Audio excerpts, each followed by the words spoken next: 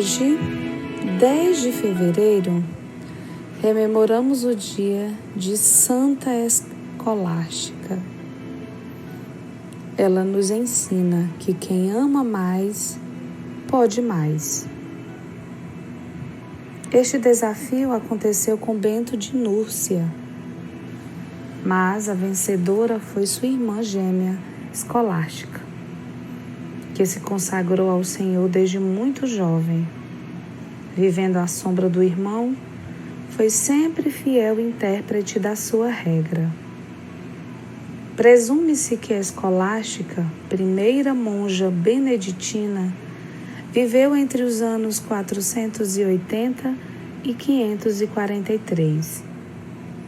Natural de Núrcia, região italiana da Úmbria, foi uma dócil aluna de Bento, do qual recebeu a sabedoria do coração, a ponto de superar seu mestre.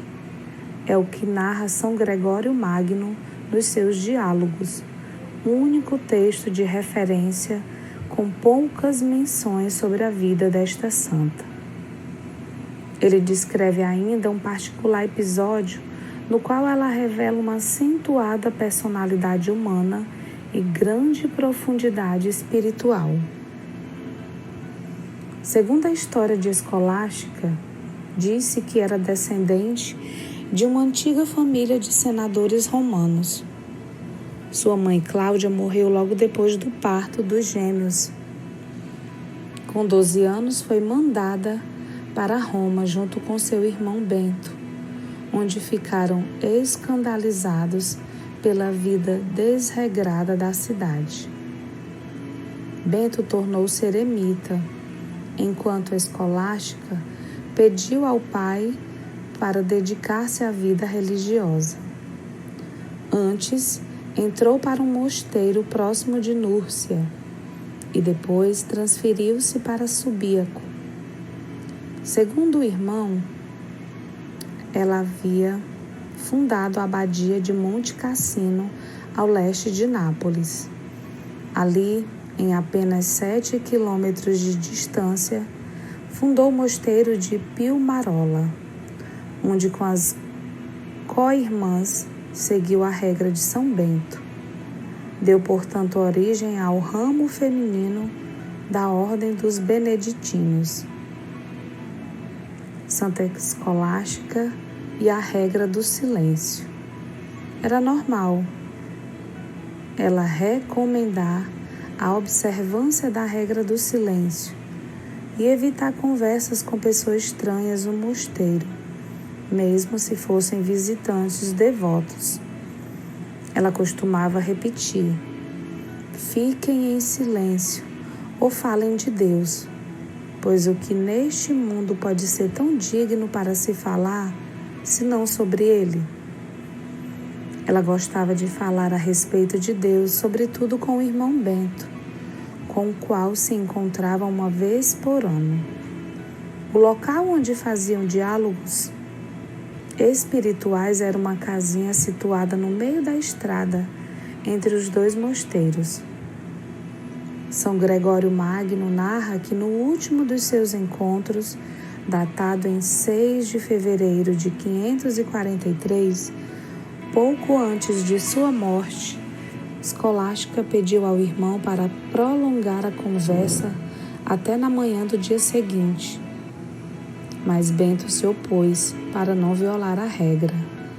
Então Escolástica implorou ao Senhor para não deixar o irmão partir, debulhando-se em pranto.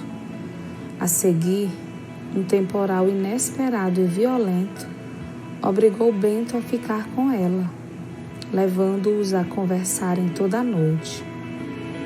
Porém, a primeira reação de Bento com o temporal improvisto foi de contrariedade. Que Deus onipotente possa lhe perdoar, irmã. O que você fez? E a Escolástica respondeu: eu lhe implorei para ficar e você não me ouviu. Pedi a Deus e Ele me atendeu. Agora pode ir se quiser. Deixe-me e volte ao seu mosteiro. Foi uma espécie de revanche da irmã, que não se pôde se entristecer pelo amadíssimo irmão, pois ele mesmo lhe havia ensinado a se dirigir a Deus com todas as forças durante as dificuldades. Assim, se destacaram os dotes femininos de Escolástica, docilidade, perseverança e também audácia ao obter o que desejava fortemente. 3 dias depois deste encontro, segundo São Gregório, Bento recebeu a notícia da morte da irmã como um sinal divino. Viu a alma da sua irmã subir ao céu em forma de uma pomba branca. Então quis enterrá-la na sepultura que havia preparado para si, onde também foi enterrado pouco tempo depois.